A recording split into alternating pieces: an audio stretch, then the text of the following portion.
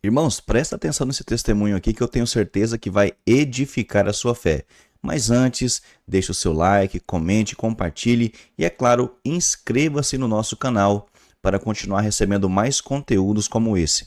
Na descrição aqui do vídeo, como sempre, eu vou deixar o link do episódio completo que você vai encontrar no canal MapaCast. Então assista esse corte comigo e depois assista o episódio completo lá no canal MapaCast. Vamos ver o vídeo. Nossa família, né, desde a minha infância, nós enfrentamos muitas dificuldades, como algumas famílias atravessam muitas dificuldades.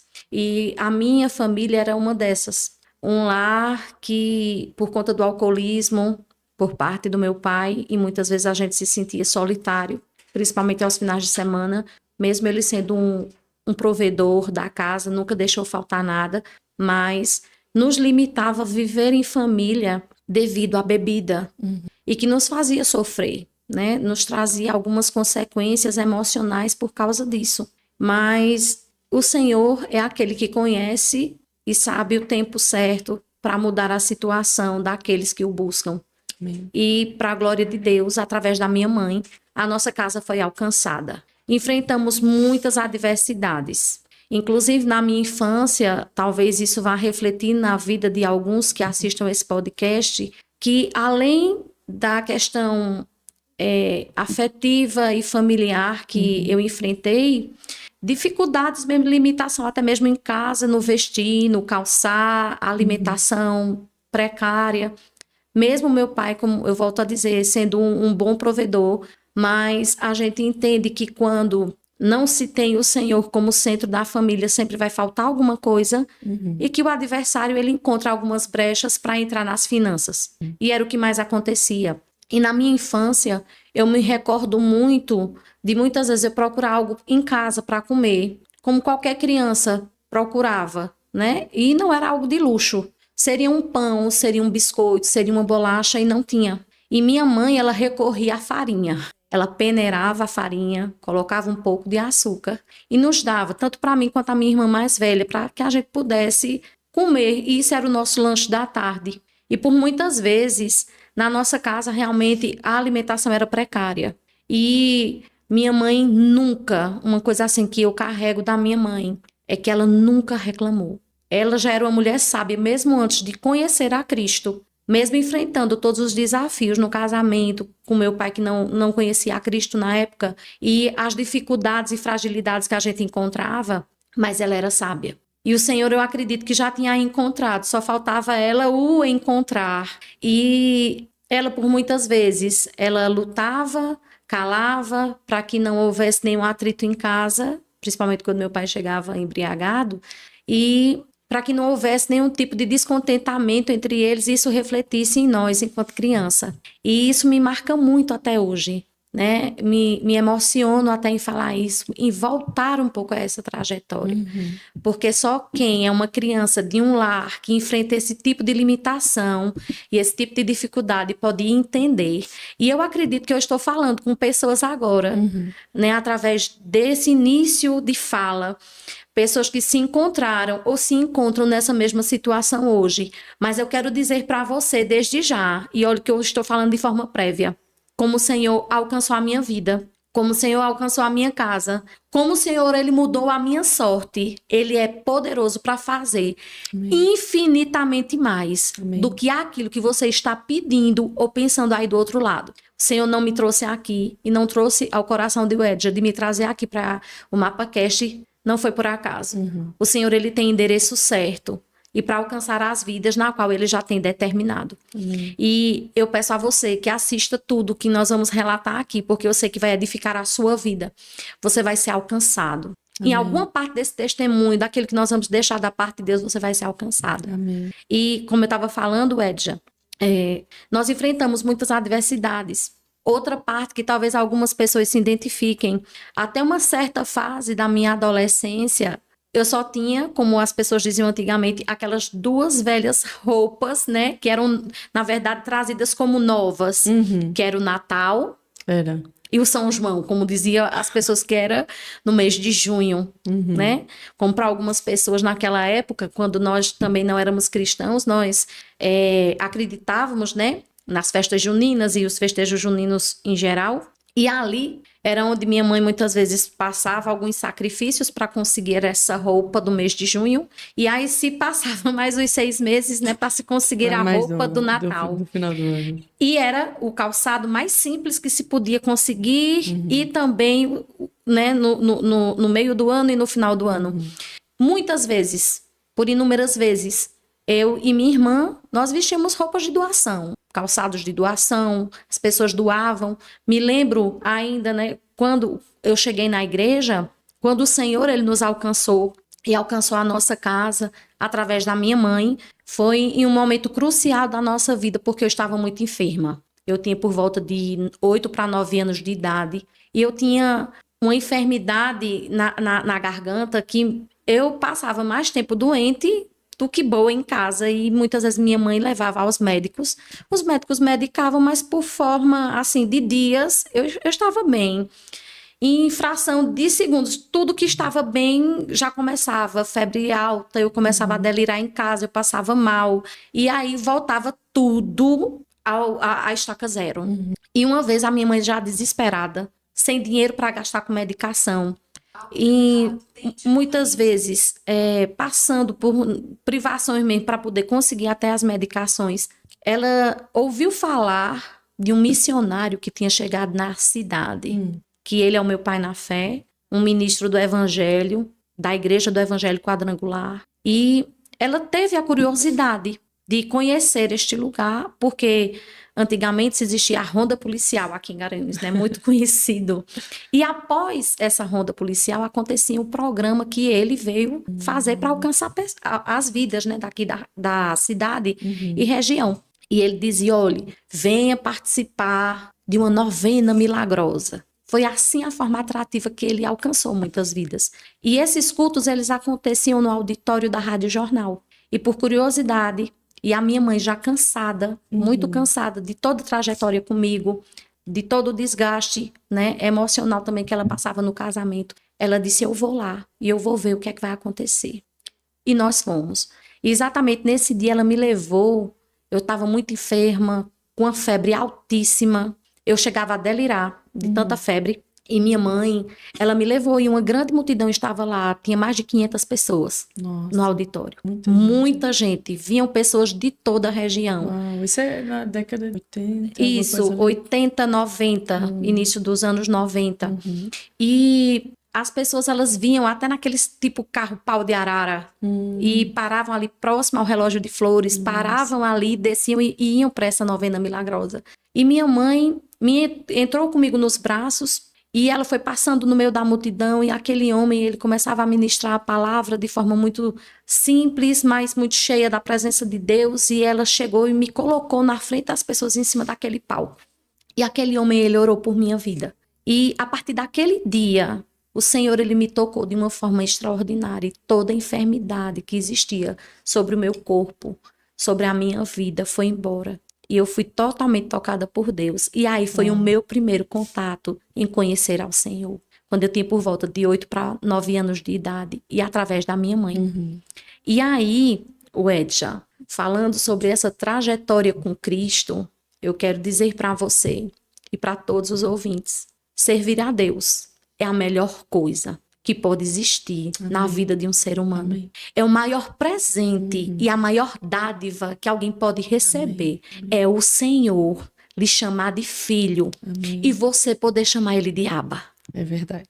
Chamar ele de Abba. Mas em meio à caminhada, a gente sabe que não é fácil. E aí nós voltamos para casa. A partir daquele dia, a minha vida foi totalmente diferente, porque o Senhor havia me tocado. Amém. E a cura veio sobre mim. Glória a Deus. Só que como a mim também pode acontecer com essa pessoa que está ouvindo aí do outro lado, o adversário, ele não fica satisfeito. Quando o Senhor, ele tem um propósito para ser cumprido na minha vida e na sua vida. Ele não vai permitir com que as coisas sejam fáceis. E de fato não foi. Nós retornamos para casa E minha mãe foi também se achegando a Cristo por tudo que ela viu que o Senhor fez na minha vida, né? Ela passava, como eu disse já, um bom tempo comigo, enferma, e ela já desgastada. E ela foi vendo que depois daquele dia, daquela ministração, a enfermidade foi embora. E o dinheiro que o adversário, né, de certa forma, roubava da nossa casa com medicação, ela não gastou mais. E aí ela foi se firmando em Deus. E ela foi, e até hoje ela é uma coluna que eu coloco como exemplo para a glória de Deus. Eu quero dizer para as mulheres, Wedja, também, que enfrentam alguma adversidade no seu relacionamento, no seu casamento, muitas vezes um marido que está no alcoolismo, um marido que muitas vezes chega em casa, né, agressivo. Eu não estou dizendo que você vai aceitar a agressão, não, porque eu não sou a favor disso. O homem, ele é o cabeça da casa, mas ele não tem o direito de pisar a mulher. Existe, sim, o respeito e a cumplicidade. O limite, né, para isso. O limite. E eu não estou dizendo que a mulher se cale, denuncie mesmo. Procure a quem de direito você realmente tem que requerer, porque você, mulher, foi feita à imagem e semelhança do Senhor, e não é para ser agredida. E nem para tapar o sol com a peneira. Mas que, de certa forma, você seja sábia para que você edifique sua casa, né? E para que você, de certa forma, traga também, de certa forma, o seu cônjuge para a presença do Senhor. E minha mãe, nessa caminhada com Cristo, o meu pai chegou a um limite de dizer para minha mãe, se você for para a igreja, se você for para essa reunião que você está indo e ainda levando minhas filhas, escolha.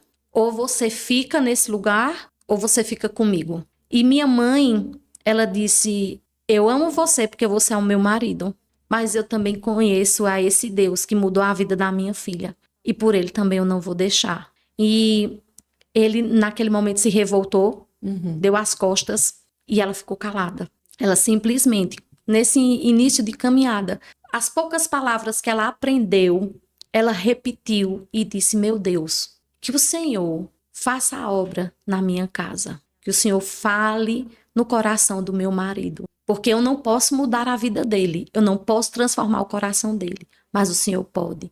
E o Senhor sabe que eu não estou fazendo nada de errado. Então faça por mim aquilo que eu não posso fazer. E quando foi na outra sexta-feira, porque era a cada 8 dias apenas que nós íamos para esta reunião, né, que até então não se chamava de culto. Quando nós chegamos em casa, ele disse, você já foi de novo? Como se dissesse, você passou por cima daquilo que eu falei. E ele disse, se você for novamente, você não entra mais em casa. E não entra você e não entra mais elas. Você vai dormir na rua. E ali a minha mãe ficou calada, fez os afazeres domésticos de casa. E na outra sexta-feira, a minha mãe foi de novo. Corajosa, né, João? Essa daí não nega Jesus, não. Minha mãe foi. E quando chegou lá, a minha mãe me contando, e eu estava com ela porque sempre eu fui apaixonada pelo Senhor, desde a minha infância. Cresci na igreja, pode-se dizer assim. E ela disse, Senhor, eu vim buscar um milagre. E o Senhor sabe que o meu marido precisa te conhecer como eu estou te conhecendo. E ela voltou para casa. E nós pensávamos, quando a gente chegar, a porta vai estar fechada. Mas nem que a gente durma na rua. A gente não vai deixar de vir para a presença de Deus. Porque tudo que nós conhecemos não se compara a isto que nós estamos vivendo hoje. E quando nós chegamos, Wedja, na nossa casa, a minha mãe empurrou o portão estava encostado. Aí nós entramos. Aí tinha o terraço, o portão não estava com o cadeado. E quando nós abrimos, a porta estava entreaberta, não estava fechada de chave. E nós pudemos entrar dentro de casa. E o Senhor, a gente viu já a mão do Senhor ali trabalhando. Sim. Porque é aquele que disse que a porta estaria fechada, que nós dormiríamos na rua. Não fez isso. Mas não foi por ele.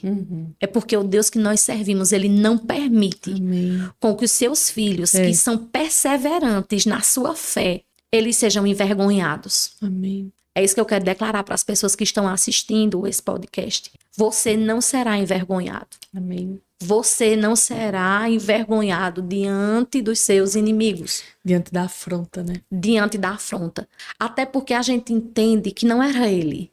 Era o que estava por trás dele. Exato. Porque a nossa luta, ela não é contra carne ou sangue. A nossa luta é contra principados e potestades.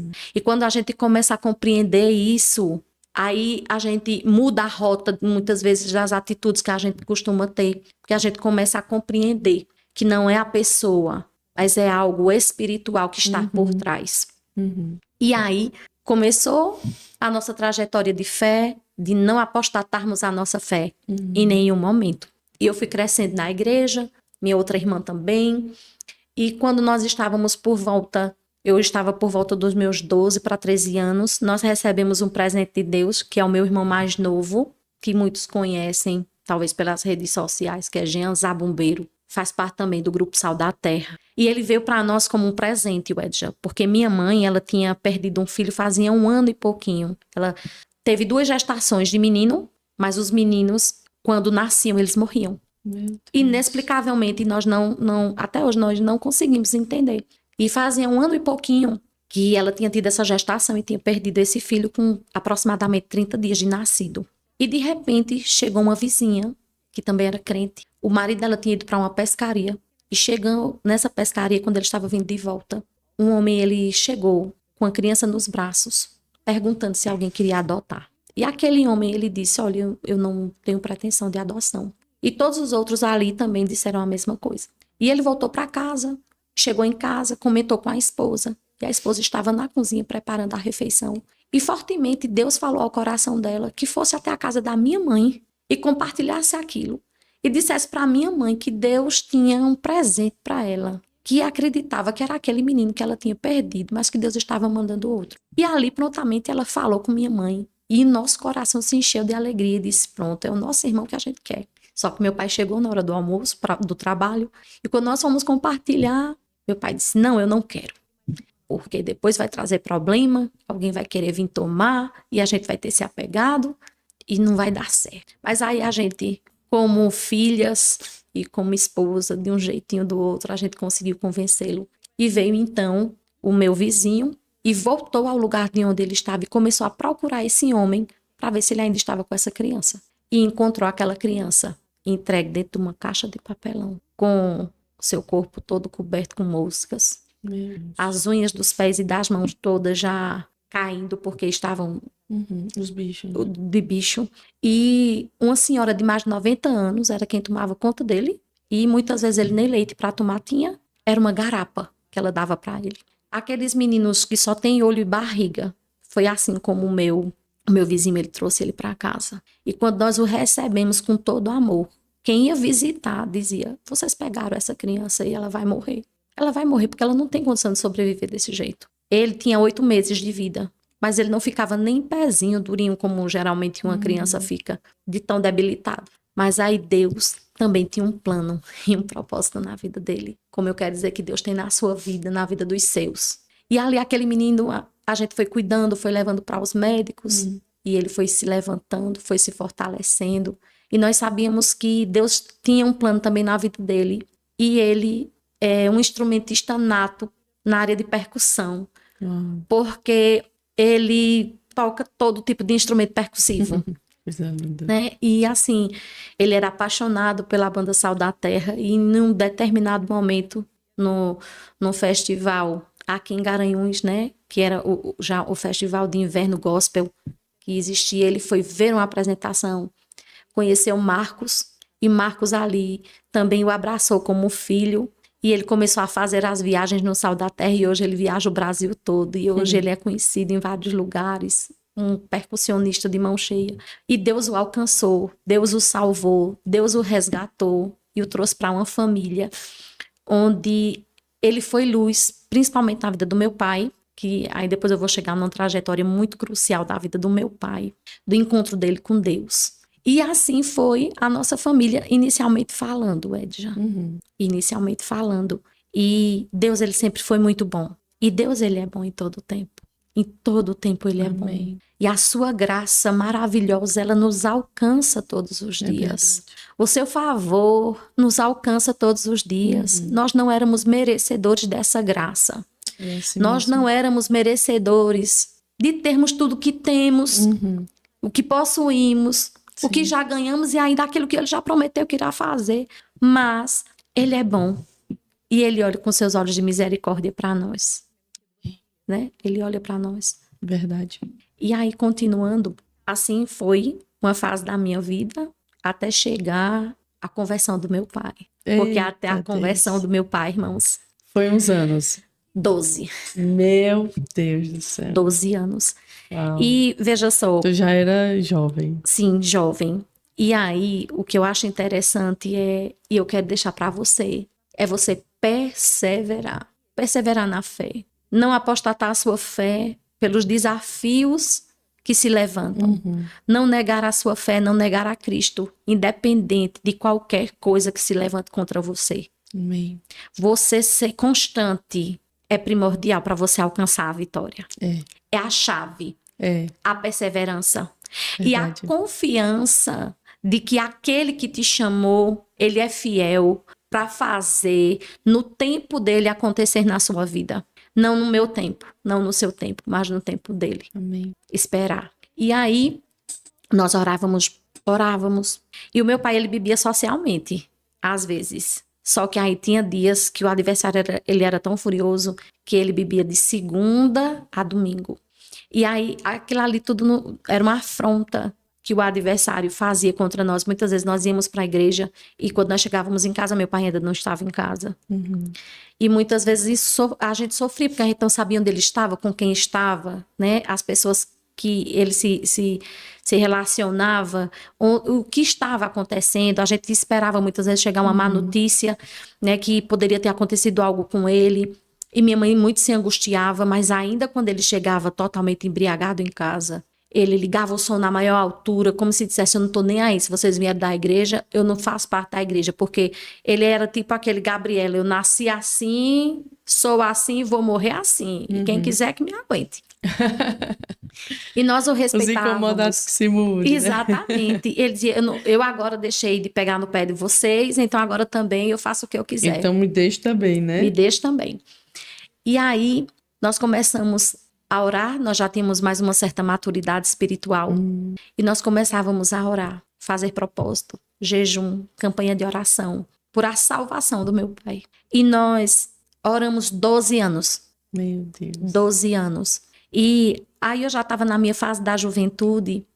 E sempre na Igreja do Evangelho Quadrangular, nós temos, no final do ano, que se inicia geralmente na primeira semana de dezembro, nós temos um chamado Projeto de Vida. Projeto de Vida. E nessa época, para a glória de Deus, assim, já estava tudo muito encaminhado na minha vida, na minha casa, com minha mãe, com minha irmã. Nossa vida tinha melhorado um pouco. E eu disse, Deus, eu reconheço e eu sei que se o Senhor voltar hoje, a minha mãe sobe, eu subo, minha irmã, meu irmão. Mas e o meu pai? Eu não aceito, Senhor, perder o meu pai para o diabo. Eu não aceito com que a nossa casa venha a ser partida na eternidade. Eu quero que todos nós venhamos estar lá. E aí, no meu projeto de vida, eu escrevi que eu queria a salvação do meu pai. Aí eu te pergunto, Edja, como é que uma pessoa que dizia para você que se você fosse para a igreja, fechava a porta na tua cara e tu não entrava. Por muitas vezes, sabe o que era que ele me dizia? Ele dizia assim, olha, se você for, você não entra. Ou então faça o seguinte, pegue logo a cama e leve. E lá fique. Porque esse negócio já tá virando fanatismo. E aí, eu cheguei naquela carta com ousadia. E eu disse, Deus, eu vou fazer de tudo para trazer o meu pai para a igreja. Independente. Meu pai nunca tinha pisado na igreja. Ao contrário, era igual Saulo de Tarso, ele perseguia. Meu Deus. Ele perseguia. Ele ria dos cristãos, ele ria de quem era crente. Ele falava barbaridades. Como muitas pessoas aí, talvez, estão nos ouvindo, e muitas vezes não começa, não é de fora, é dentro da própria casa, É assim mesmo. dentro da própria família, que se levanta, que faz apontamento e diz, agora só quer ser santa. Isso eu escutava tantos. Agora só quer ser perfeita, agora só quer ser santa, agora só quer viver na igreja. Tu é barata de igreja, beata de igreja, leva logo a cama, dorme lá, fica lá. Porque, como eu estava falando, a partir do momento que eu tive um encontro com Deus e eu comecei a crescer na presença de Deus na igreja, eu vi que não tinha outro lugar. Eu quero dizer para o jovem, você recebe convite atrativo do mundo, recebe. Se a gente disser que não tem, é mentira. Só que eu quero lhe dizer que tudo isso é passageiro. É aparentemente atrativo. O inimigo, ele sabe como ir e tocar em alguma fragilidade na sua vida. E na maioria das vezes no jovem pode ser a família, em outros pode ser na vida emocional, outros na vida sentimental. Ele vai sempre procurar, né, como um quebra-cabeça para encaixar e ele cumprir com o propósito dele, que é roubar, é matar e é destruir. Né? Só que ele se esquece que o Senhor ele veio para dar vida e vida em abundância. Amém. Né? Eu sempre digo, se você permanecer fidedignamente na presença de Deus, convicto na sua fé, você terá vitória. Amém. Perseverar. E aí eu escrevi, disse Deus, eu vou fazer de tudo para levar meu pai no culto da virada do ano, do dia 31 de dezembro. Senhor, não sei como vai acontecer, mas eu creio que o Senhor vai fazer a obra. E aí eu já trabalhava em uma loja aqui do comércio, e eu cheguei, quando eu recebi minha quinzena, o Edja, eu disse, eu vou surpreender meu pai, porque ele vai dizer, eu não tenho roupa social, eu não tenho roupa para ir para a igreja.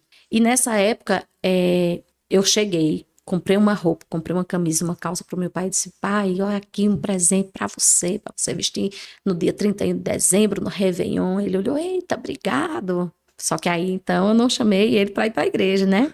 Entreguei o presente primeiro, depois fui para a igreja, dobrei meus joelhos, escrevi o meu propósito, mostrei para o Senhor o que eu desejava, chorei bastante, a primeira semana todos os dias em oração. E aí, chegando próximo ao Natal, eu disse, pai, quero lhe fazer um convite. Ele disse, o que é? Ele disse, pai, vamos romper o ano novo na igreja com a gente? Não, eu não vou não para esse negócio de igreja não, vocês vão, não sei o que, eu não vou deixar minhas coisas, vou comprar minha cerveja, vou beber aqui minha cerveja, não sei o que. Disse, pai, por favor, é um presente que o senhor vai me dar se eu vou para a igreja. Ele disse, vou pensar. Quando ele disse, vou pensar, eu disse, já existe aí uma resposta de Deus. E aí continuei perseverando na oração. Quando foi no dia 31 de dezembro, para surpreender ele ainda mais. Eu sempre, assim, fui uma filha muito carinhosa com os meus pais. E eu cheguei, dei um abraço nele, dei um cheiro. Aí eu disse, pai, a sua roupa nova, cadê? Vamos para a igreja hoje? Aí ele disse, igreja? Eu disse, sim, vamos para a igreja hoje. A gente rompe um ano na igreja, sempre tinha um jantar após. Olha, se o senhor quiser nem para o jantar, eu não fico. E eu volto para casa com o senhor. Aí peguei, ele ficou calado, eu fui lá no guarda-roupa dele, minha mãe só observando. Fui lá, peguei a roupa, passei a ferro na roupa toda, deixei em cima da cama toda arrumada. Disse, pai, sua roupa já tá lá, vamos pro culto? Ele disse, eu vou. E aí quando faltava 20 minutos mais ou menos pra gente sair de casa, ele disse, não vou mais. Eu disse, pai, não faça isso. Por favor, uma luta, vamos. Né? Aí ele disse, tá bom. Ele foi pro quarto, se arrumou. O Edja, quando nós chegamos na porta da igreja, na calçada da igreja, quando ele deu o primeiro passo para dentro do templo, eu disse, Deus, eu trouxe ele até aqui, a porta da igreja, debaixo de oração, debaixo de um propósito que eu creio que o Senhor vai fazer. Agora, aí dentro, Senhor, que a tua glória, que a tua Shekinah o envolva de uma forma tão extraordinária, que nunca mais ele tire os pés de dentro do templo, mas que ele deseje estar dentro da tua casa e te servir. E aí, quando ele entrou, eu comecei a chorar na calçada da igreja, eu deixei ele entrar, enxuguei as lágrimas e fui. E nós assistimos o culto inteiro.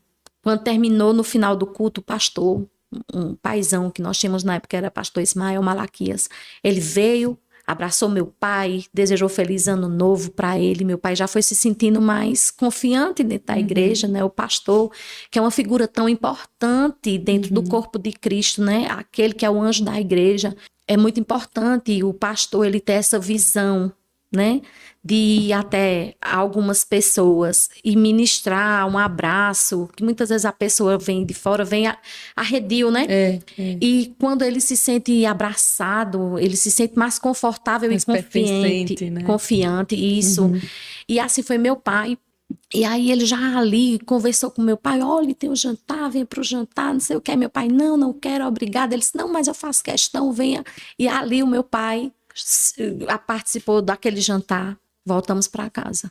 E de repente eu fui vendo gradativamente durante aquela semana, já da primeira semana do ano seguinte, que o meu pai, ele começou a parar mais de beber. E alguns comportamentos dele foi mudando. E aí eu disse no outro domingo, pai, vamos para a igreja? Ele disse, hoje eu não vou não, mas outro dia eu vou. E aí quando foi com mais ou menos uns 15 dias, eu chamei ele novamente, ele disse, eu vou. E ele começou a ir para a igreja, começou a ir para a igreja. E de repente, com mais ou menos uns 6 para 7 meses, que ele de vez em quando ia para a igreja, ele nos fez uma grande surpresa. Meu Deus. E houve um momento na igreja onde tinha um batismo nas águas, né? As pessoas fizeram o seu discipulado, tudo, batismo das águas. E de uma forma totalmente diferente, o meu pai chegou no dia do batismo, sem que eu soubesse, sem que minha mãe soubesse, sem que ninguém de nossa casa soubesse. Ele chegou para o pastor e disse, pastor, já faz dias que isso vem martelando na minha cabeça e eu quero muito aceitar Jesus. Ei. E eu quero me batizar. Eu sei que eu não fiz o discipulado, mas se o senhor quiser, o senhor me batize hoje. Meu Deus. E o pastor, ele prontamente disse assim, olha, existe uma passagem na Bíblia que diz assim, quem sou eu para impedir que o senhor desça as águas? Uau. Eu faço o seu batismo agora. E ali ele foi batizando as pessoas e de repente, nós ali assistindo o batismo das outras pessoas e abraçando, né, recebendo as pessoas que tinham descido das águas do batismo, de repente eu vejo meu pai dentro do tanque batismal. Eita, já pensaste em uma surpresa? Ver o pai lá dentro do tanque. Sim, do tanque batismal. Meu o pastor Deus. batizando. Que Irmãos, alegria, uau. irmãos, Ficasse louca. olha, eu chorava, eu ria, Corria, eu botei a mão na cabeça. corria e eu disse, Deus, aquele que batia no Uau. peito, aquele que dizia que era daquele jeito, que não se Aleluia. dobrava, aquele que dizia que se a gente fosse para a igreja, ele fechava a porta e a gente não entrava, aquele Uau, que aleluia. muitas coisas fez para que eu não estivesse aqui hoje. Hoje eu vejo o cumprimento de uma promessa, onde o Senhor nos diz na sua palavra que eu e a minha casa serviremos ao Senhor. Minha gente, eu chorava litros. Não era pouco, não era um copo, não era um bacio, mas era litros. Meu Deus. Eu chorava demais. E eu glorificava a Deus e eu dizia, Senhor, que darei eu ao Senhor pelos benefícios que Ele me tem feito? Salmo 116, 12. Que darei eu ao Senhor? E a pergunta que eu quero já deixar para você que está nos ouvindo. O que é que você tem para dar ao Senhor pelos benefícios que Ele tem feito? Porque são inúmeros. São muitos. E ali, Wedja, aquele que eu via como Saulo de Tarso que me perseguia, passou a ser perseguido pela casa dele. Eita, Senhor. Pelos irmãos, por algumas pessoas que não compreendiam e não proferiam a mesma fé. Só que aí agora era diferente. Ele tinha a mim, ele tinha os meus irmãos, ele tinha a minha mãe que o sustentava na fé, ele não caminhava sozinho. Nossa casa estava edificada em Cristo. E aí veio a trajetória, né? Agora vem uma outra parte, nós servindo a Deus. Foi quando as coisas também na minha vida como família estavam encaminhadas. E eu queria uma pessoa para a minha vida sentimental. Como eu acredito que muita gente também está Pronto, já aí. ganhei meu pai para Jesus, agora o próximo passo. É o próximo passo, isso. Vamos mudar a pauta da oração. Vamos mudar a pauta. E aí, assim, eu já tinha galgado algumas coisas, né? Tinha conseguido, através de muito esforço, fazer naquela época o vestibular. Fiz o vestibular para matemática. Passei no primeiro vestibular que eu fiz, com muito esforço, com muito estudo, sozinha. Não tinha dinheiro para pagar cursinho. Né? Não existia a facilidade como existe hoje em algumas coisas. E fui uma desbravadora, passei. E comecei a cursar a faculdade de matemática. E eu disse, mas meu Deus, já estou encaminhada em tanta coisa, minha vida profissional, né, no futuro e tudo. Agora eu quero me realizar sentimentalmente. E mais uma vez o projeto de vida entra em ação. Eu escrevi em dezembro. E eu descrevi como eu queria a pessoa. Só que aí eu acho que Deus foi generoso demais na altura. Ele é Né? enorme, Porque né? ele é enorme, meu marido. Quem conhece sabe. Mas da forma como eu descrevi, o Senhor, ele fez. E eu disse uma coisa para Deus, que até hoje eu digo, Deus, que o meu marido, ele seja mais apaixonado por ti do que por mim. Que ele ame tanto o evangelho e a tua palavra, do que mesmo a mim, porque eu sei que se ele te amar, se ele honrar a tua palavra, ele vai entender o princípio do que é uma família, do que é uma esposa, do que são filhos. Verdade. Porque verdadeiramente um homem que ele é temente a Deus e ele ama a Deus, ele vai saber amar a esposa e vai saber amar os filhos e saber como ajudar a esposa a edificar a casa. E aí passou-se alguns dias, 15 dias após, Dezembro, terminou dia 31 o propósito do projeto.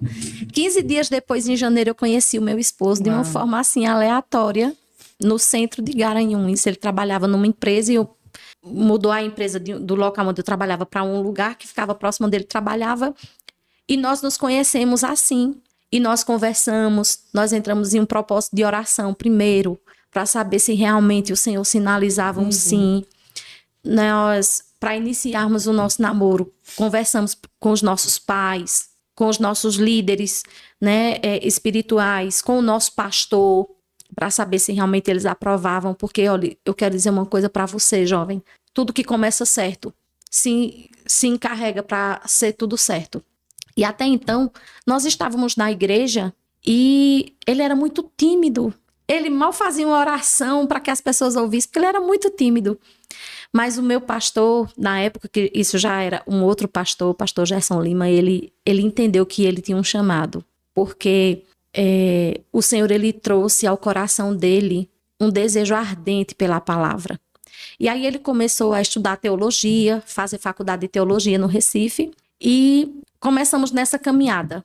Eu já tinha feito teologia, ele começou a fazer teologia. E depois de ser formado, o pastor presidente, ele disse, olha, nós temos um chamado para vocês, um chamado pastoral. Jailma já está na igreja desde a infância. E vocês têm um grande potencial, e Garanhuns é grande, e pode ser alcançado mais vidas.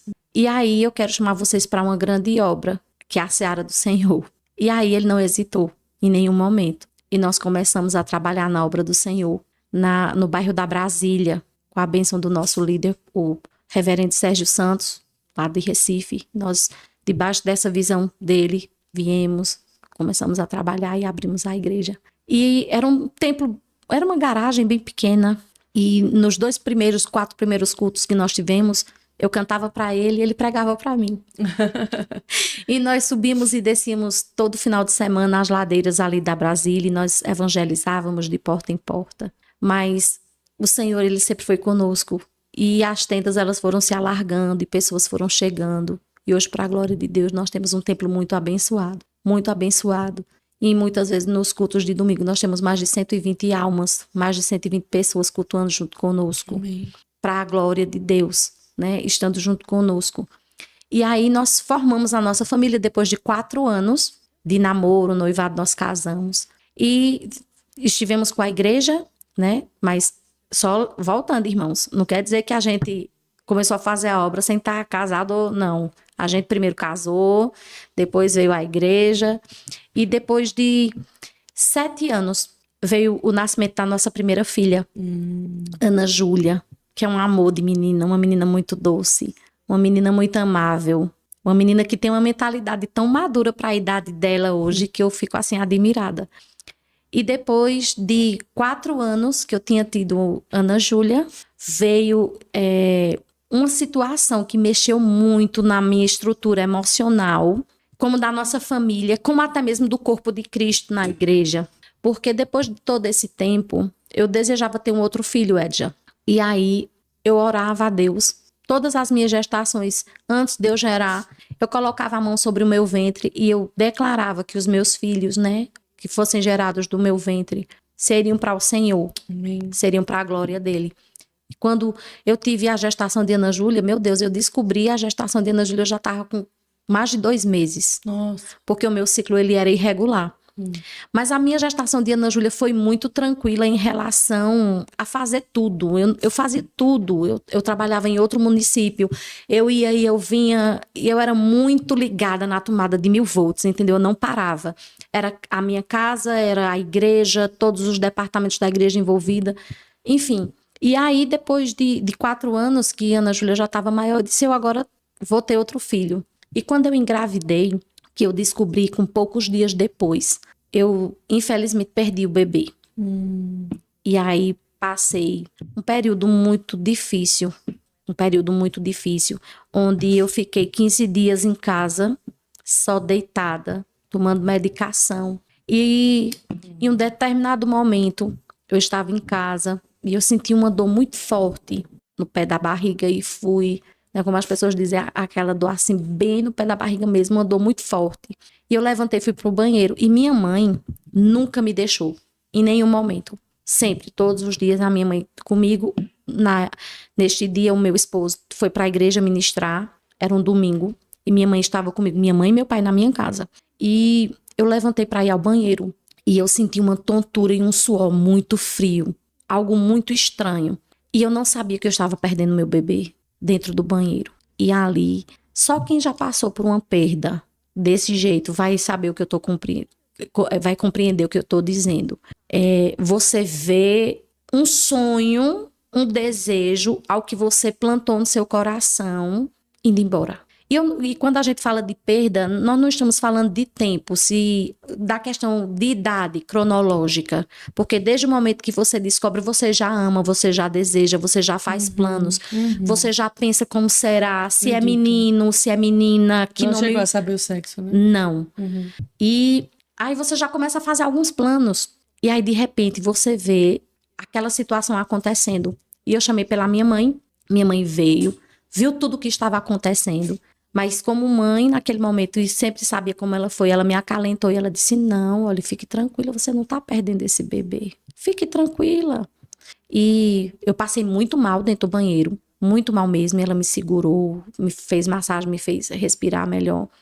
Depois me levou, me sentou assim no box do banheiro, eu tomei um banho, ela me trouxe, me vestiu, me ajudou. E aí eu senti que eu tinha perdido aquele bebê. E quando meu esposo chegou, eu disse, olha, venha cá. A gente perdeu essa criança. Ele disse, não aconteceu não, você tá nervosa? Eu disse, não. E naquele momento, eu lembro, eu estava deitada sobre a minha cama, ele dobrou os joelhos e ele orou juntamente comigo. Nós cantamos um louvor.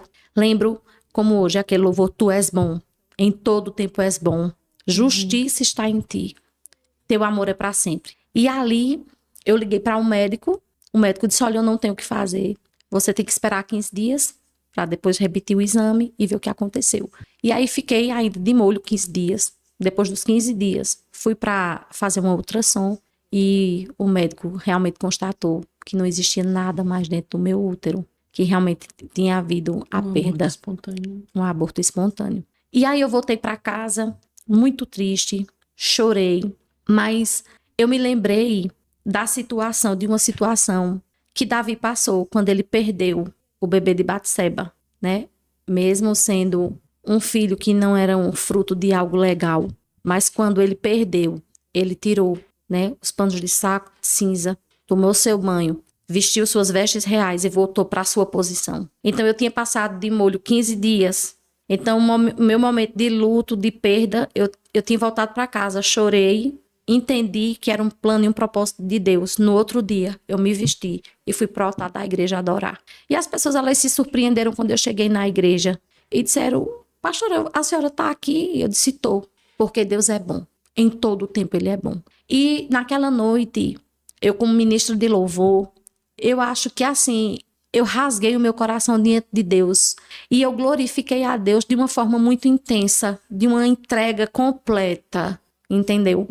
De uma forma assim, de louvar a Deus, não questionar, não perguntar e não dizer o porquê, mas dizer, Deus, tudo é teu, tudo que vem de ti, eu sei que é bom, é perfeito e agradável. Eu não vou questionar, eu tô aqui só para te louvar e eu te louvo, porque se eu perdi, eu posso achar que perdi, mas o Senhor sabe o meu amanhã.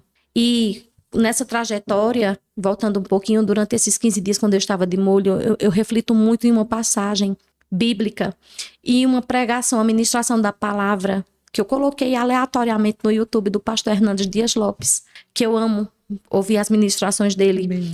E ele pregava sobre Jesus, acalma a tempestade. E quando ele terminou aquela ministração, eu estava chorando, ouvindo e entendendo que Deus estava comigo no meu barco. E aí veio uma canção que estava no auge na época, que era Ainda Tem Vida Aí. E mesmo que o cenário diga que é o fim. Eita, né? Olha, veja como Deus ele cuida de você nas mínimas coisas, nos mínimos detalhes. Porque quando terminou a pregação, automaticamente pelo YouTube já entrou essa canção. E ele dizia, ainda tem vida aí. Só que aí, Edja, eu pensava que era Deus dizendo que estava no meu barco e que eu não tinha perdido a criança. Muitas vezes naquele momento a gente é emotivo, a gente ouve a voz de Deus e pensa que Deus está indo por uma vertente. Só que Deus está nos entendendo que o plano dele é outro. E foi isso que aconteceu. E aí quando eu chego, que volto, que não tem nada, que realmente eu perdi, e eu volto e eu louvo a Deus, eu disse, Deus, tudo está nas tuas mãos, eu te louvo, eu te glorifico, porque eu sei que existe vida. Não sei onde, nem quando, nem como. Mas se eu disse que existe, então eu vou te adorar. E pela lógica humana, isso poderia parecer loucura. Como é que existe vida se tu tá em luto? Porque tu perdeu, porque Deus não permitiu, porque Deus não deixou, né? E adiante. Enfim, passou. E aí eu procurei ajuda médica, né? Depois, assim, para alguns exames, algumas coisas. E o que mais me impactou foi porque eu saí daqui de Garanhuns e eu procurei uma médica maravilhosa, que eu até então não sabia que era uma mulher de Deus, em Caruaru. E eu fui para uma primeira consulta. Eu nunca tinha visto ela, nem ela nunca tinha me visto.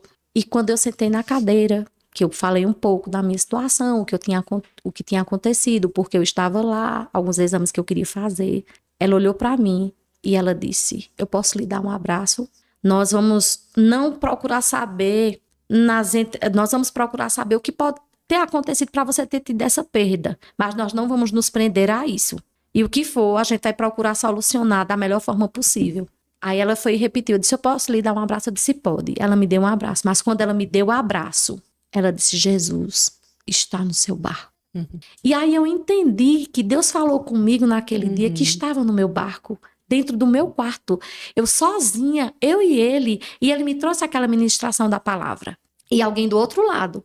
Deus já estava preparando para me trazer a confirmação de que em nenhum momento eu estava sozinha. E que ele permanecia comigo fidedignamente. E ali eu chorei nos braços daquela médica. Ela disse, vamos agora ver o que aconteceu. E nós fizemos todos os exames. E não existia nada que pudesse explicar o porquê daquela perda. E ela disse, olha, nós só por motivo preventivo, eu vou passar algumas medicações para ajudar na questão hormonal sua e tal. E daqui a algum tempo eu lhe libero para você, se você quiser engravidar de novo, eu lhe libero no tempo certo. Tá bom. E aí passou-se um tempo e aí ela disse, olha, se você quer ser mãe, né, você já tá chegando, beirando os 40, então o momento é agora. E eu disse amém. E aí nós passamos algum tempo e de repente nós íamos para um congresso de pastores em Recife da nossa igreja. E o meu ciclo menstrual estava atrasado. E o Senhor, ele me fez ir à farmácia, que eu ia comprar algumas coisas de uso de higiene pessoal. E eu, quando passei na prateleira, tinha um teste de gravidez. E eu disse, esse teste de gravidez eu vou levar. Nada pensado. Levei por levar. E quando foi naquela noite, eu tive um momento com Deus de oração. E quando foi na madrugada, eu acordei e fiz o teste. E o teste deu positivo. Eu disse, meu Deus, eu tô grávida. Mas na mesma hora que o teste deu positivo, que eu saí do quarto, eu fui dizer ao meu esposo, quando eu voltei, eu comecei a ter um sangramento. E eu estava vendo se repetir a mesma coisa que tinha acontecido há algum tempo atrás. O sangramento, e que eu sabia que ia ficar de repouso novamente, e que aí iria vir todo um processo que eu podia perder de novo. Aí vem os gatilhos. Isso. E muito forte. E aí, isso era por volta de 4 horas da manhã, 4:30 da manhã, eu mando mensagem para essa médica em Caruaru, doutora Daniela Aragão, uma mulher de Deus, viu? E aí, prontamente ela respondeu, eu disse, doutora, aqui o positivo, mas eu tô com sangramento. Ela disse, você tem que ficar de repouso absoluto. Eu disse, mas doutora, eu tenho uma viagem agora, de um congresso de pastores em Recife. Ela disse, você não pode ir. Você tem que ficar em casa de molho. E aí, meus irmãos e minhas irmãs, começa uma grande trajetória na minha vida. De um testemunho que eu quero dizer para você, que a prematuridade, que é o que aconteceu comigo, é algo desafiador. Que muitas mulheres, elas estão passando, talvez nos dias de hoje, ou que já enfrentaram, ou que até, infelizmente, os seus bebês não chegaram a crescer, faleceram. Mas é algo desafiador na vida de uma mãe e de uma mulher. E aí, fiquei de molho. E o sangramento não parava. Eu tomava medicação e vira e mexe, vinha o sangramento. Até que a médica, ela me disse, olha, você vai ter que se afastar do seu trabalho. E eu tive que me afastar durante 90 dias. Os 3 primeiros meses da gestação da minha filha, eu tive que me afastar. Só que durante esse período dos 3 meses, algo extraordinário também aconteceu. Em um determinado dia, meu marido estava dormindo. Nós não sabíamos qual era o sexo da criança. E nós estávamos incansavelmente em um momento de oração. A igreja toda orando por nós, amigos orando por nós, porque já sabiam da perda que nós tínhamos tido e o quanto havia sido doloroso para nós.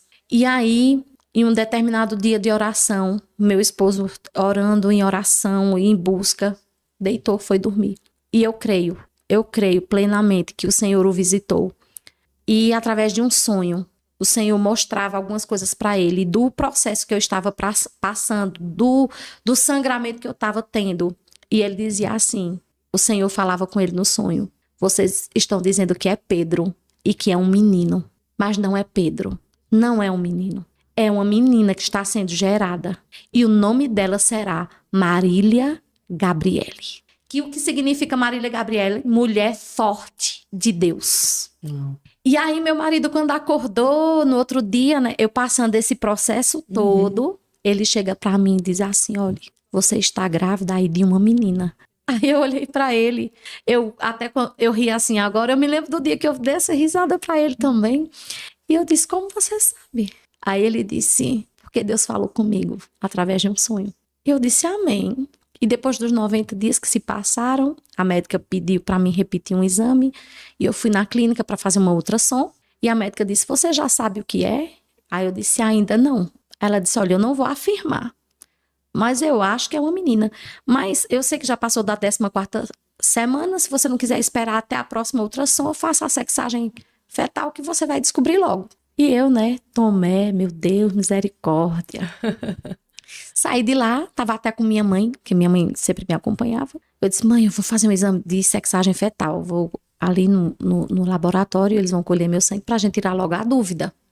Ela disse: já que você tá achando, então vamos. Minha mãe também é uma mulher de fé, ficou calada, disse: mulher, tu ainda tá duvidando? Fui, fiz a sexagem fetal. Quando saiu o resultado, era o quê? Menina. E aí, quando eu cheguei em casa pra dizer ao esposo, ele disse: você fez, minha filha. Só porque você quis, mas eu já sabia que era Marília. O nome dela será Marília Gabriele. E aí eu fui liberada pela médica para voltar a trabalhar. Depois de 90 dias eu comecei a trabalhar devagarzinho. Meus irmãos, mas quando eu estava com 28 semanas, me aproximando da 28ª semana de gestação. Como nós sabemos, o tempo ideal para uma gestação são de 40 semanas, né? Às vezes pode se prolongar no máximo até a 42ª, em alguns casos de cesárea, quando a mulher, muitas vezes, ela já tem uma predisposição, a criança vir antes, nas 39 semanas tem obstetra que faz, né, logo a cesárea, mas Marília Gabriele, ela nasceu aproximadamente pertinho das 28 semanas, ainda não tinha completo as 28 semanas. Meu Deus, 6 meses mais ou menos. Beirando os 7, mas 6 meses e alguns dias. E aí, às 2h da manhã do dia 6 de março de 2023, eu comecei a sentir contração. E eu já sabendo porque eu já não era mais marinheira de primeira viagem, porque eu tive contrações da minha primeira filha, mas ela não nasceu de parto normal, foi cesárea, mas eu sabia o que eram as contrações. Eu acordei meu esposo e eu disse: olha, eu tô tendo dores. Aí ele disse: mas é o peso da barriga, alguma coisa desse tipo, ou na sua coluna? Aí eu disse: eu não sei. Nós fomos para a sala da nossa casa, ele fez uma oração por mim, nós oramos e eu voltei para deitar. Só que aí, quando foi por volta das 4h da manhã, eu voltei, fui ao banheiro e quando eu voltei para a cama, eu comecei a contar no relógio que as dores elas iam e vinham com mais frequência, uma atrás da outra, mais aproximada. E eu disse para ele, eu digo: olha, isso aqui não tá normal. Ligue, por favor, para sua irmã, para a Érica, para ela vir ficar com a Ana Júlia, porque nós temos que ir pro hospital. Porque eu tô com contração, eu tenho certeza. E ele deu um pulo da cama, ele ligou pra minha cunhada veio rapidamente lá pra casa pra ficar com a minha filha mais velha. Eu peguei poucas roupas dentro de uma sacola normal, porque não tinha nada preparado. Eu não estava em tempo de ter, não era tempo da menina nascer. E aí nós fomos para o hospital da Unimed em Caruaru. Quando eu cheguei depois de Lajedo, as dores começaram a ficar mais intensas. Eu suava, eu não gritava de dor, porque eu sempre fui muito tranquila nessa questão. Eu digo: não adianta escândalo. E aí eu suava. E ele perguntava: como você tá? Eu digo: só acelere, porque o negócio aqui tá tá sério. E quando nós demos a entrada no hospital da Unimed, por volta de 7 e pouquinho da manhã, era troca de plantão de médico. Só que eu não aguentava mais de dor. Meu Deus. Não aguentava mais. E quando eu passei na triagem, o rapaz viu que, assim, eu pedia que o obstetra viesse, pelo amor de Deus, porque eu sabia que alguma coisa estava acontecendo. E quando o médico veio, ele fez o toque, ele disse, leva ela rápido, porque a criança está nascendo. Eu ainda fui ousada e disse, faça uma cesárea, porque eu tô com toda a documentação para fazer a laqueadura. Ele disse, não dá tempo. E a senhora só vai entender depois que é o melhor para a senhora agora é nós fazermos esse parto normal. A criança já está em ponto de nascer. E como toda mulher sabe, eu mal fiz força, a menina nasceu. Só que aí eu não imaginava o processo que eu ia passar, Edja. Meu Deus. Ela nasceu com 1 quilo e 300 gramas. Só que aí todo bebê perde peso após o nascimento. E após isso, ela ficou com 1 quilo e 24 gramas. Meu Deus do céu, 1 quilo. Ela era muito pequenininha, muito pequenininha. A gente via tudo do corpinho dela. E eu não tive o prazer que muitas mães têm de segurar o seu filho nos braços quando ele nasce. Ela foi levada na incubadora para UTI neonatal e ela era uma prematura extrema. Ela era a bebê prematura menor que tinha dentro do hospital. Porque outros uma semana depois nasceu o coleguinha dela, que foi de 29. Mas ela era a prematura mesmo, a prematura extrema. E aí, tive ela, fui pro quarto depois, e às 7h15 da noite, foi o primeiro momento que eu fui pra UTI neonatal para conhecer minha filha. E quando eu cheguei lá, todos os olhares eram sobre mim, todos os olhares. Porque a minha filha tinha 1 quilo e 24 gramas. E minha filha estava entubada e não tinha perspectiva nenhuma de vida. Nenhuma. Só quem é mãe de um prematuro extremo sabe o quanto é desafiador. Todos os dias você recebe um diagnóstico. E você quer ouvir que a criança está evoluindo. Só que no caso de Marília Gabriele, não. Marília Gabriele, ela não evoluía. Foi desafiador para mim porque eu tive que deixar minha filha de 4 anos em Garanhuns. Claro, aos cuidados da nossa família e do pai que ficava com ela durante a semana, e eu só a via nos finais de semana, quando eles iam me visitar, quando eles iam me ver em Caruaru. E muitas vezes minha filha, ela se segurava em mim e queria ficar comigo e eu não podia ficar com ela, porque eu tinha que ficar lá, no hospital, para cuidar da outra. E só quem é mãe entende que não é uma escolha, não é você abrir mão de um filho para ficar com outro. Mas é você dar uma assistência ao que está mais fraquinho no momento. E minha filha foi muito madura para entender isso. Eu explicava, sua mãe te ama e ela não tá te abandonando. Ela tá aqui porque a gente precisa cuidar de Marília. E ela entendia, e muitas vezes o meu coração doía, porque eu via minha filha partindo com o pai aos prantos, chorando, desejando o meu colo, porque ela era uma bebê ainda, ela só tinha 4 anos. E a gente nunca passou uma noite sequer separadas. Nós dormíamos, o primeiro sono dela era grudadinha com a gente. E depois que ela dormia no cantinho dela. E foi o primeiro momento assim desafiador para mim, como mãe, de poder dizer, filha, nesse momento eu preciso ficar e você precisa ir. Mas o meu esposo, como um pai maravilhoso, supria toda carência emocional enquanto eu não estava presente com ela. Cuidando, dando atenção, dando cuidado. A nossa família que ficou, minha sogra, meu sogro, minha cunhada, meu pai, minha prima, que foi um braço direito para mim também, cuidando dela em casa. E como eu tô falando, Edja, sobre a questão de Marília, todos os dias eu chegava e era um diagnóstico contrário. E um dos diagnósticos que mais nos chocou foi quando o cardiologista nos disse que ela tinha uma cavidade no canal arterial que não fechava. Ao contrário, ele só abria. De 1,5, ele passou para 3,5. E para ela ter uma embolia pulmonar e morrer, era um sopro. Ela tinha muita apneia, ela tinha muita queda de saturação. Muitas vezes os médicos corriam para ambusar ela e traziam ela de volta na minha frente. A equipe médica, eles olhavam para mim e diziam assim, saia no momento dessas intercorrências, não fique olhando. Eu disse, eu tô aqui, eu sou mãe, eu não arredo o pé.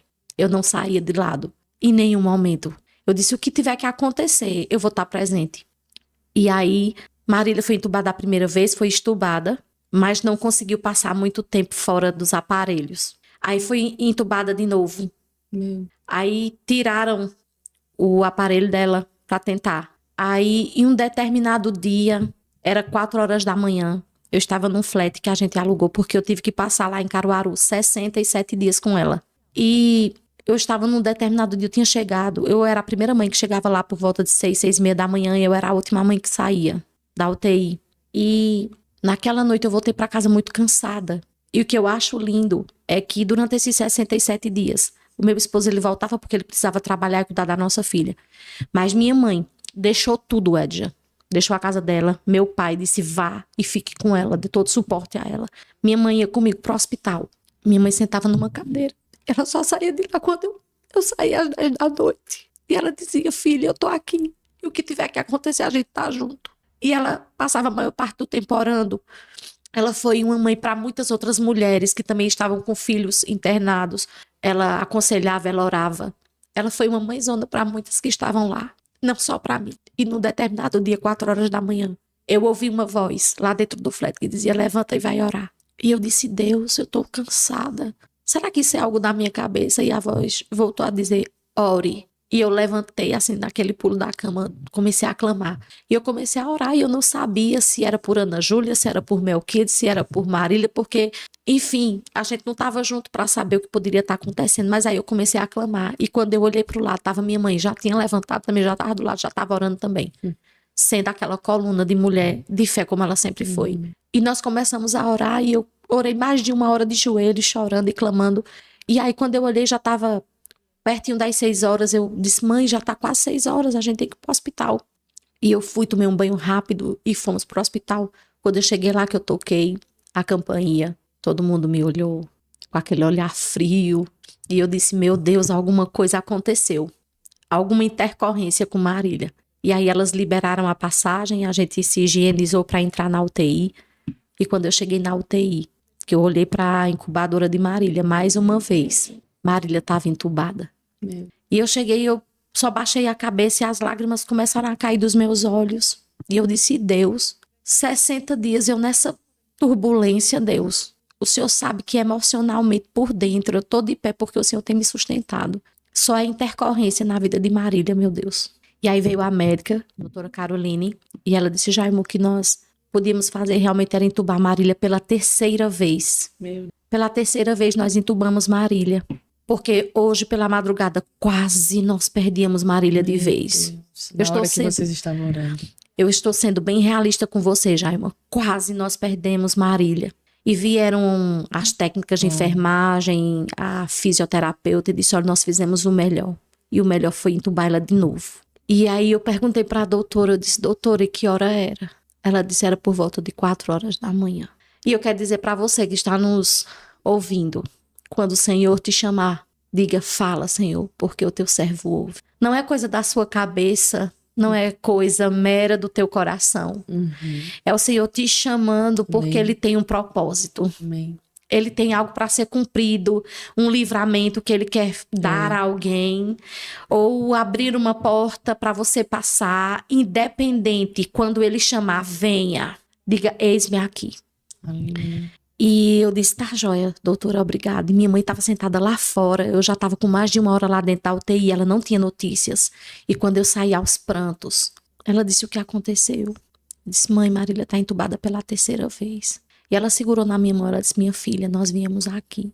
E Deus, Ele não faz nada pela metade. Nós vamos sair daqui, nós vamos sair com Marília nos braços. Não tenha nenhuma dúvida disso. Aí eu disse, amém, manhã. E ela orou por mim ali, nós sentada naquela poltrona do hospital. E ali foi um dia desolador para mim. E o meu esposo, ele me esperava sempre por volta das 7 horas para que eu entrasse. Eu entrava por volta de 6 e pouquinho da manhã e eu saía por volta das 7 dentro da UTI. E eu prontamente ligava para ele. Ele me viu às 8 horas da manhã e eu não tinha ligado e ele já estava angustiado, sem saber de notícias. E quando eu liguei para ele, eu disse, Melquiades, Marília foi entubada pela 3ª vez nessa madrugada. Quase que nós perdíamos Marília. E ele disse, mas Deus está no controle. E ele foi trabalhar e quando ele voltou à tarde, ele foi pro altar da igreja, como ele sempre costuma fazer. Ele foi pro altar da igreja e ele também foi orar. E ele foi orar e colocou diante de Deus. Disse, Deus, você nos deu Marília. E há um propósito para ser cumprido, eu tenho certeza disso. Não é obra do acaso. E aí quando nós descansamos em Deus naquele que foi um dia muito difícil. Eu fiquei até às 10 da noite e a gente não via ela esboçar nenhuma reação, nenhuma o dia inteiro. Ela tendo muita apneia, muitas quedas de saturação.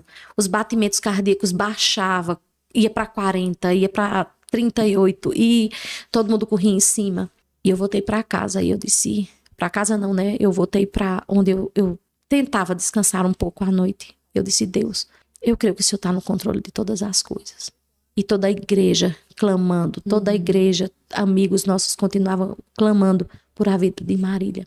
E aí, passou-se alguns dias, e quando eu cheguei de volta na UTI, eu acho que por volta de uns 10 a 15 dias depois que ela estava entubada, eu cheguei por volta das 6:30 da manhã lá, toquei na campainha, e as meninas olharam para mim e voltaram, olharam para mim e voltaram, e liberaram a passagem. E eu disse, meu Deus, elas estão com o mesmo olhar do dia que ela foi entubada. O que será que aconteceu? E eu prontamente me higienizei e entrei lá. Quando eu entrei, estavam todas ao redor da incubadora.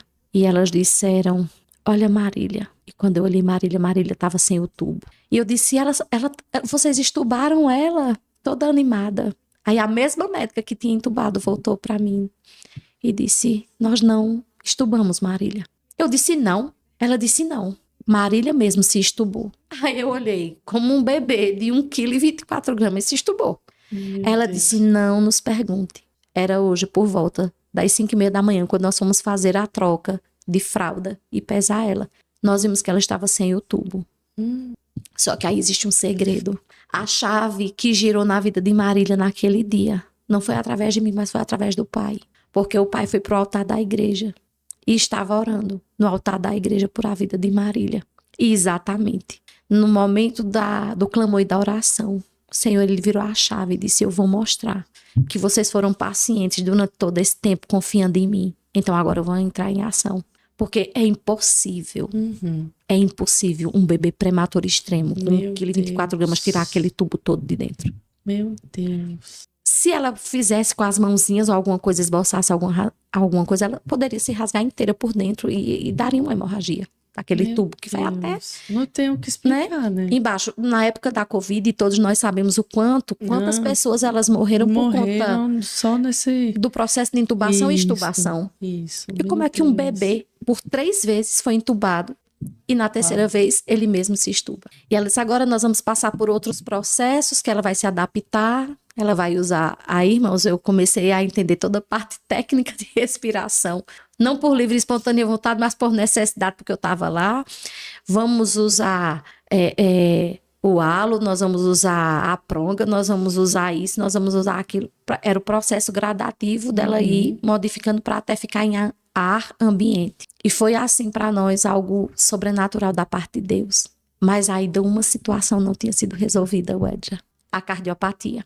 Porque em todo esse processo, o canal arterial dela não fechava, só aumentava. E era isso que dificultava a respiração. E aí, um determinado dia, meu esposo pesquisou tudo o que poderia acontecer.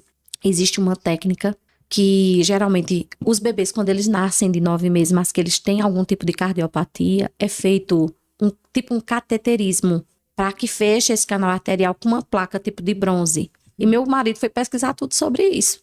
E nós sentamos com o cardiologista que atendia ela lá, e ele disse, realmente seria possível se ela não fosse uma bebê prematura extrema. Até poderia ser, se ela não tivesse 1,24 kg, até poderia se tentar, se ela não estivesse entubada como ela está. E mesmo assim, o hospital aqui não teria condições, a gente teria que remover ela para Recife e tentar, mas dentro do quadro clínico dela isso é impossível. A gente tira ela daqui para morrer. Então nós não temos o que fazer. E aí o meu esposo, ele disse, todos os dias nós vamos começar a declarar cura sobre o canal arterial. Nós declaramos que ela ia sair dos aparelhos respiratórios. Agora nós vamos fazer o inverso. O Senhor já está cuidando da respiração. Agora nós vamos tratar do canal arterial. E quando ele ia para lá nos finais de semana, ele se higienizava, abria lá a portiola da incubadora, ele colocava o dedo sobre o peito dela e ele declarava. Meu Deus. E ele coisa dizia, linda. canal arterial, volte, se feche, eu declaro em nome de Jesus que você está fechado. Eu declaro uma vida saudável e perfeita para minha filha. Eu declaro que ela é abençoada e ela é escolhida por Deus. E ali ele orava. E quando ele não estava no final de semana, era eu. Todos os dias eu chegava, eu orava. E eu declarava vida. E eu declarava restauração. E ainda que alguns exames que eram feitos não comprovasse nenhum tipo de melhora, a gente continuava declarando. E aí, quando foi um determinado dia, os médicos disseram, olha, agora é o tudo ou nada. Vamos fazer o exame cardiológico. E doutor Anderson, cardiologista lá em Caruaru, ele chegou, foi fazer um detalhamento, juntamente com uma médica que era de Recife, por videoconferência, para saber como solucionar o caso de Marília. E aí, ele começou a fazer o exame, o Edja. E várias pessoas de dentro do hospital começaram a vir para a incubadora para ver o que seria o diagnóstico. E eu lá do lado. Eu não arredava e eu do lado. E aí, quando ele terminou o exame, ele olhou para a doutora Lúcia Cristina, que era a médica evolucionista, responsável também pelo caso de Marília, como as outras. E eu só vi ela saindo, assim, bem vermelha, porque ela é uma pessoa bem séria, mas com um ar, assim, como se fosse chorar. Outras pessoas chorando já. E ele olhou para mim, dentro dos meus olhos, e disse, mãe, sua filha não tem mais cardiopatia nenhuma. O canal arterial dela fechou completamente. E aí, os médicos, o que davam para minha filha era dipirona. Eram alguns remédios que eles diziam que poderia ser um paliativo, mas que eram remédios que não era para questão de cardiopatia. O que é que uma dipirona faz para fechar um canal arterial de um coração, meu irmão? Nada. Nada. Você vê o poder da oração e da declaração intencional, Intencional. né? Porque ao invés de a gente estar usando a nossa boca para nos maldizer ou para maldizer a situação, né? Eu sempre digo, a mesma energia que você gasta para uma coisa negativa, você pode usar ela de forma positiva. Isso. Né? Pegar e se abraçar com a palavra de Deus, que é viva e eficaz. E eficaz. Né? E isso muito desafiador para nós, enquanto líderes, enquanto pastores, porque o Edja, Deus, ele nos entregou uma graça muito grande. E o meu esposo, Deus, ele trabalha muito usando o meu esposo, ele sendo um canal de bênção para muitas vidas através de cura. Pessoas, né? Pessoas que muitas vezes são acometidas com problemas de saúde, e quando ele impõe as mãos, ou muitas vezes ele nem precisa impor as mãos, como está na palavra de Deus, né? E ele libera uma palavra e pessoas são curadas. Amém. Né? Nós já vimos mulheres que não podiam gerar filhos, e com alguns meses elas voltarem a dizer, testemunhar por onde ele vai ministrar a palavra, onde ele vai pregar a palavra. Mulheres recebem, né, ali aquele milagre porque desejam gerar, e é liberado sobre a vida delas. Elas de repente mandam mensagens através dos seus líderes, e os líderes entram em contato e dizem, olha, pastor, aquela mulher recebeu a ministração da parte do Senhor naquele dia, e hoje ela tá grávida, ela tá gerando, tá grávida, né? Tá gerando. Pessoas muitas vezes com problemas na coluna, problemas em diversas áreas de saúde, são tocadas. E onde foi que Deus foi nos provar? Exatamente aí. E muitas pessoas diziam, mas e vocês não ministram cura? E como vocês podem ver a filha de vocês numa situação dessa? Irmãos, não é sobre nós, é sobre ele que nós pregamos. E se ele fizesse, ele era Deus, e se ele não fizesse, ele era Deus do mesmo jeito, continuava sendo Deus, porque quando eu perdi o outro bebê, ele continuou sendo Deus na minha vida. Foi consolador, né? Sim. Ele disse, quando Jesus ele veio, ele disse, eu vou para o Pai, mas eu não vos deixarei órfãos. Eu vos deixarei o Consolador, e alguém muito especial que nos ama e que nos consola, que nos abraça, é o amigo Espírito da Santo. verdade, que vos ensinará todas as coisas. Exatamente. Então nós não estamos sozinhos. E aí, depois daquilo tudo que o médico falou, olha, o canal arterial dela está fechado. Aí a médica disse, agora vamos passar por outro processo. Ainda não é o fim. E aí, passamos mais uns dias na UTI. E aí ela foi ganhando mais peso, ela já foi respirando melhor, o canal já estava fechado. E chega a médica e diz, agora vocês vão para o quarto, e é o desafio de fogo que vocês têm que passar uma semana no quarto. E ela tem que ganhar peso para poder sair. E eu disse, aleluia. Vamos Glória. lá. Irmãos, por muitos dias, aqueles apitos, só quem já passou dentro do UTI sabe, Meu ficava Deus. assim na mente, sabe? Aqueles apitos das máquinas, de quando tinha alguma intercorrência, que é aquele barulho alto para que as pessoas, né, os médicos, os enfermeiros, eles entendam que está tendo alguma intercorrência e não, eles têm que serem ágeis. Então, por isso aqueles apitos todos, porque tem alguma coisa acontecendo de anormal. E aqueles apitos ficavam. E quando eu fui para o quarto com Marília, mesmo sabendo que estava tudo bem, que ela estava respirando, já em ambiente, que não tinha mais cardiopatia, às vezes eu acordava à noite e olhava para ela. E como toda mãe, botava a mão para olhar se ela estava respirando. E depois de 5 dias, a médica chegou para mim e disse: eu vou dar alta para vocês voltarem para casa. E aí, meus irmãos, eu chorava, eu ria, eu pulava, eu glorificava. E se vocês imaginarem o que possa acontecer de mais surpreendente, é quando você escuta, tá tudo bem, e você vai voltar para casa. É tudo que você quer. Você quer voltar para sua casa, para sua família. Para sua rotina, Para sua rotina. Eu queria voltar para a igreja, porque eu nunca tinha passado tanto tempo fora do templo. Porque a igreja somos nós. Para onde nós formos, nós carregamos Cristo e a marca de Cristo. Mas é como está na palavra, como o Senhor, Ele mesmo nos adverte, né? Que não é bom que nós venhamos ficar sem congregar, como é o costume de alguns, porque o corpo de Cristo, ele é interligado. E nós nos alimentamos dentro do corpo, nós somos fortalecidos quando nós estamos no corpo, né? Interligados. E eu desejava voltar para a igreja. Meu Deus, como eu desejava estar na igreja, junto com o corpo de Cristo. E aí, no dia da alta de Marília, fizeram uma grande festa dentro do hospital. E foi festa mesmo, Edja, com direito a bolo, com direito a docinho, com direito a presente, né?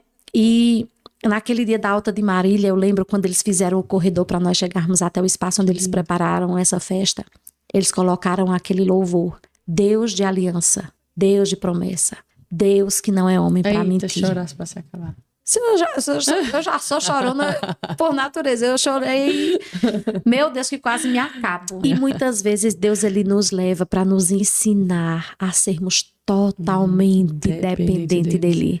Porque, irmãos, eu quero dizer uma coisa para você. Se você passa uma prova financeira, Deus, ele viu o recurso financeiro, mas não está doendo na tua pele. Você pode conseguir, talvez, um empréstimo, alguém que Deus levante para abençoar você financeiramente.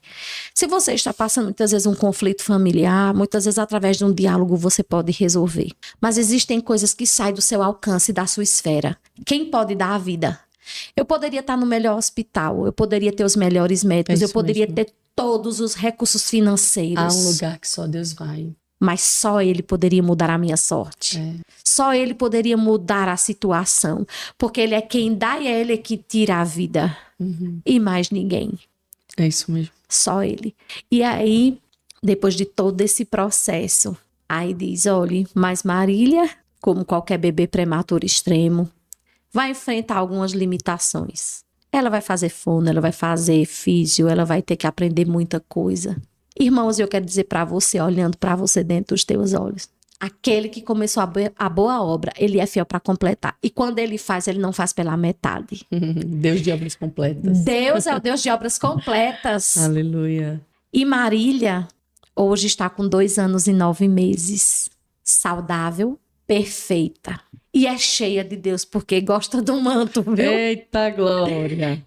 Marília vai ter história para contar. Vai ter muita história para contar. Ela ora em casa, ela gosta de impor as mãos sobre todos nós em casa e orar. Quando ela vai para a igreja, que ela vai para o ministério infantil, que as tias chamam para um momento de oração, ela é a primeira que dá as mãos, fecha os olhos e vai orar. E Marília, ela é saudável, ela é perfeita. Não foi necessário fono, não foi necessário meses e meses de fisioterapia.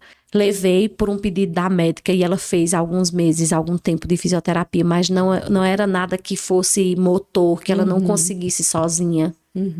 Ela, aos 2 anos de idade, ela já sentava à mesa sozinha, ela já comia sozinha, sem ninguém colocar a boca, nada para ela, porque ela é totalmente independente. Foi o anjo do Senhor mesmo que entrou na UTI e fez aquilo ali para confundir a medicina e para saber que ele é quem é soberano. E ele é quem dá o tempo de tirar. Pelos médicos, talvez ela teria ficado mais tempo. Verdade. mas já tinha sido determinado pelo Senhor. E aí, nós voltamos com Marília. Quando nós voltamos com Marília, pensando que estava tudo bem, com 15 dias que ela estava em casa, ela teve o quê? Tava aquela crise de... que as crianças estavam tendo muito aquelas questões respiratórias na época. Bronquiolite.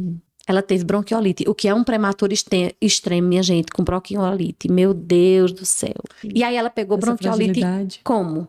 Ela estava dentro de casa, isolada dentro de um quarto, mas a irmã dela pegou gripe e o vírus ficou no ar. Eita, Deus santo. Mesmo ela dentro do quarto, mas o vírus ele vaga, né? Fica. E aí, ela pegou bronquiolite. E aí, eu levei para um médico aqui de Garanhuns e ele disse, olha, nós vamos acompanhar durante 7 dias.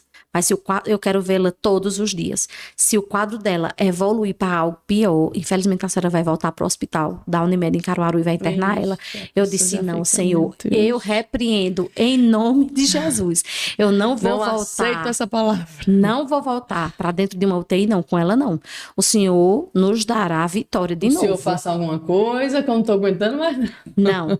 E aí Marília, como uma grande guerreira, de novo, e a mão do Senhor, se recuperou e conseguiu se recuperar em casa, tomando a medicação que o médico prescreveu. Glória a Deus. E hoje, a minha filha é saudável, perfeita, serelepe, cheia de Deus. E de energia. De energia, que sobe em cima da mesa da sala de jantar e ainda diz, eu não estou fazendo nada.